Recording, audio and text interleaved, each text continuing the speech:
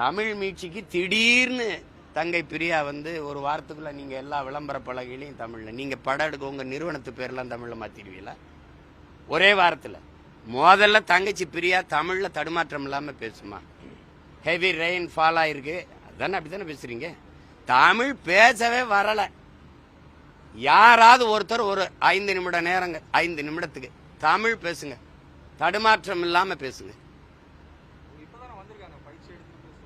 அப்ப அப்படி இருக்குல்ல, பள்ளிக்கூடத்தில் உங்கள் முதல்வர் குடும்பத்தில் நடத்துற பள்ளிக்கூடத்தில் தமிழ் பேசினா தண்டம் கட்ட சொல்றீங்களா இல்லையா?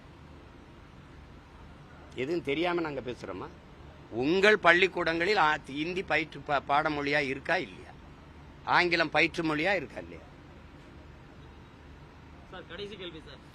தமிழ்ல பெயர் பலகை மாற்றுகிற முயற்சி இன்னைக்கு நேத்து இல்ல. ஐயா தமிழ் குடிமகன் இருக்கும்போது பெருமுயற்சி எடுத்தாரு.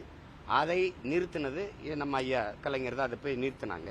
தமிழ்ல கொண்டு வரணும்னா 3 2 மடங்கு தமிழ்லே 1 மடங்கு பொதுமொழி ஆங்கிலத்திலும் எழுதி வைக்க வேண்டும்னு சட்டம் கொண்டு வந்தார் ஐயா எம்ஜிஆர் அவர்கள். அவர் செயல்படுத்த முடியல, இறந்து போயிட்டார். பிறகு வந்த தலைவர்கள் அதை செயல்படுத்த